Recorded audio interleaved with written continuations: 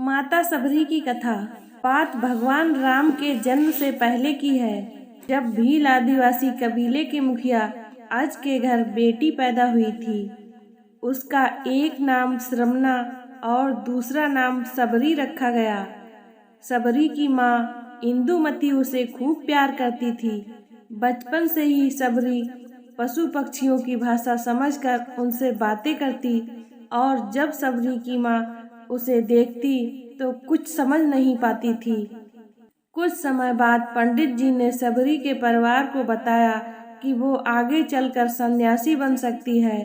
इस बात का पता चलते ही सबरी के पिता ने उसका रिश्ता तय कर दिया। जैसे ही शादी का दिन नजदीक आया, सबरी के घर वालों ने खूब सारी बकरियां और अन्य जानवर घर के पास लाकर बांध दिए। एक दिन सबरी की माँ उसके बाल बना रही थी तो उसने माँ से पूछा, इतने सारे जानवर हमारे घर क्यों लाए गए हैं? माँ ने जवाब दिया, बेटी तुम्हारा विवाह होने वाला है, इसलिए हम लोगों ने इसका इंतजाम बलि के लिए किया है।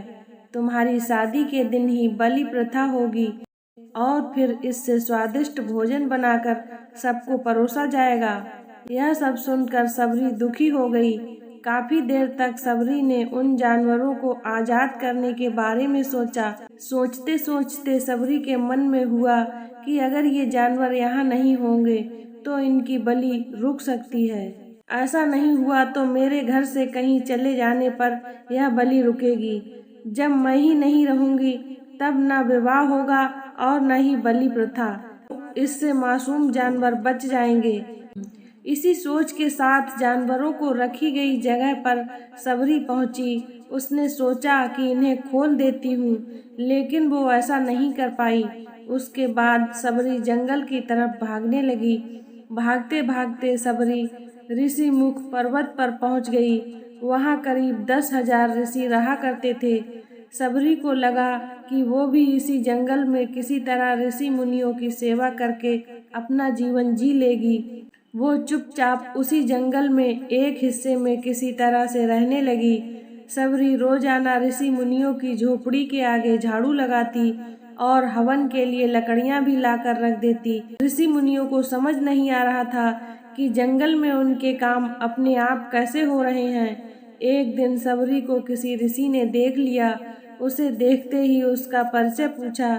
जैसे ही सबरी ने बताया कि वो भील आदिवासी परिवार से संबंध रखती है तो उसे ऋषियों ने खूब डांट लगाई। सबरी को इस बात का बिल्कुल भी पता नहीं था कि उसकी जाति छोटी है और उसे ऋषियों द्वारा जाति की वजह से अपमान सहना पड़ेगा। इतना सब होने के बाद भी सबरी हर ऋषि मुनि के दरवाजे पहुंचती और उनके आंगन में झाड़ू लगाकर उनसे गुरु दक्षिणा देने के लिए कहती। हर कोई सबरी को उसकी जाति की वजह से अपने आश्रम से भगा देता था। ऐसा होते होते काफी समय बीत गया। उसके बाद सबरी मतंग ऋषि की कुटिया में पहुंची। वह वहां पहुंचकर मतंग ऋषि को सबरी ने बताया कि वो उनसे गुरु दीक्षा लेना चाहती है। उन्होंने खुशी खुशी अपने गुरुकुल में रहने दिया और भगवान से जुड़ा ज्ञान देते रहे। सबरी ने भी अपने गुरु मतंग ऋषि की सेवा करने में कोई कसर नहीं छोड़ी।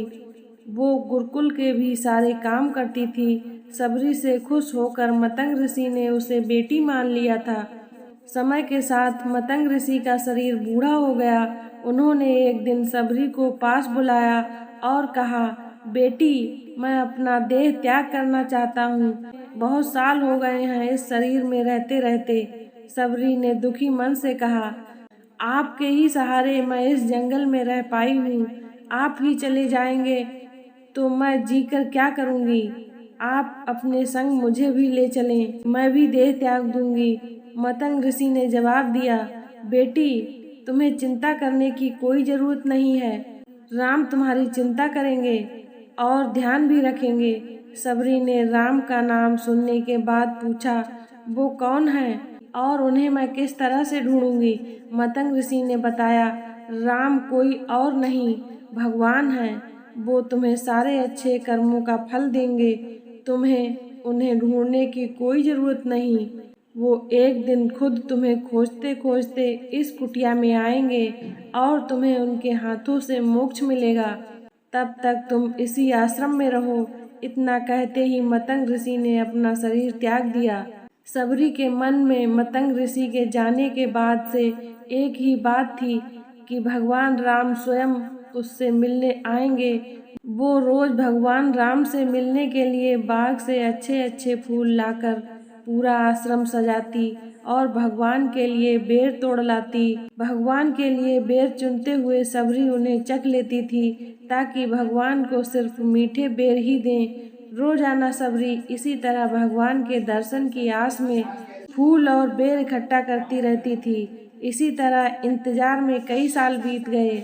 सबरी का शरीर एकदम वृद्ध हो गया।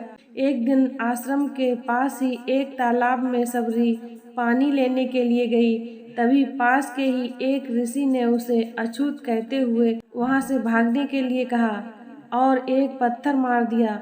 वो पत्थर जब सबरी को लगा तो उसे चोट लगी और खून बहने लगा। बहते हुए खून की एक बूंद उसी तालाब के पानी में गिर गई। तभी पूरा तालाब का पानी खून में बदल गया। यह सब होता देखकर ऋषि ने सबरी को ही डांटा और कहा कि पापन, तुम्हारी वजह से पूरा पानी खराब हो गया। रोज ऋषि उस पानी को साफ करने के लिए कई तरह की विद्याओं का इस्तेमाल करते। कई सारे जतन करने के बाद भी कुछ नहीं हुआ। फिर उन्होंने गंगा जैसी कई पवित्र नदियों का जल भी उस तालाब में डाला, फिर भी तालाब का पानी साफ नहीं हो पाया और वो खून जैसा ही रहा। कई सालों तक तालाब के पानी को साफ करने की कोशिश के बाद भी कुछ काम नहीं आया तो ऋषि ने थक कर सब कुछ छोड़ दिया। इस घटना के कई सालों के बाद भगवान राम अपनी पत्नी सीता के हरण के बाद उन्हें ढूंढते हुए उसी तालाब के पास पहुँचे। ऋषि मुनियों ने उन्हें पहचान लिया। भगवान को वहां देखकर ऋषियों ने तालाब का पानी साफ करने के लिए भगवान को अपने पैर उसमें डालने के लिए कहा, लेकिन पानी जैसा का तैसा ही रहा। ऋषि मुनियों ने भगवान से भी कई अन्य जतन करवाए, लेकिन वो पानी जैसा का तैसा खून जैसा ही रहा। तब भगवान ने ऋषियों से पानी के रक्त में बदलने की कहानी पूछी। तब ऋषि ने सबरी को पत्थर मारने वाली सारी बात बता दी।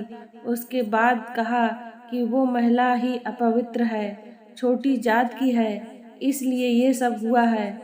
उसी वक्त भगवान राम ने कहा, ये सब आप लोगों के खराब वचनों से हुआ है।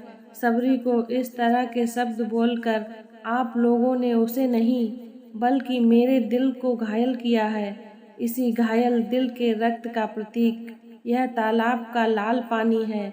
आगे भगवान राम बोले, कहाँ है वो माई, मैं उससे मिलना चाहता हूँ। तब तक सबरी उस तालाब के पास पहुँच जाती है। इस दौरान सबरी के पैर को ठोकर लगती है और कुछ धूल उस तालाब में गिर जाती है। तभी सारा पानी साफ हो जाता है। भगवान सबसे कहते हैं कि देखिए, आप लोगों ने क्या कुछ नहीं किया, लेकिन पानी साफ नहीं हो पाया। अभी सिर्फ इनके पैरों की थोड़ी सी धूल ने ही तालाब का पानी साफ कर दिया। भगवान राम को सबरी पहचान चुकी थी। उन्हें प्रणाम करके सबरी ने कहा, भगवान, आप मेरे साथ कुटिया में चलिए। भगवान भी खुशी खुशी सबरी के साथ चल पड़े। फूलों से सबरी ने भगवान राम का स्वागत किया। वो सीधे बेर तोड़ने के लिए बाग गईं और चक चक कर उनके लिए बेर लेकर आईं। उन्होंने बड़े ही प्यार से भगवान राम और उनके भाई लक्ष्मण को बेर दिए। भगवान राम ने भी उतने ही प्यार से उन बेर को खाना शुरू किया।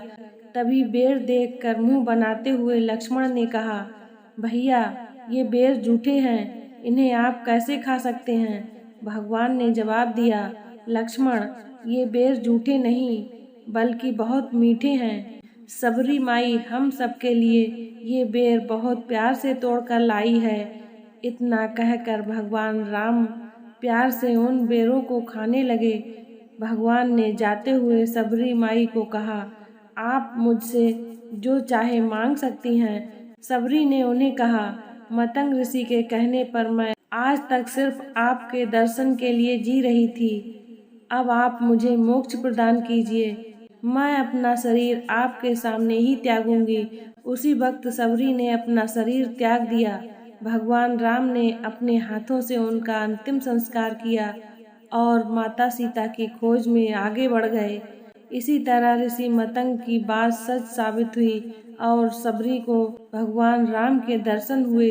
तभी से भगवान राम को सबरी के राम भी कहा जाने लगा। दोस्तों, इस कहानी से हमें ये सीख मिलती है कि अगर सच्ची श्रद्धा हो तो भगवान के दर्शन जरूर होते हैं।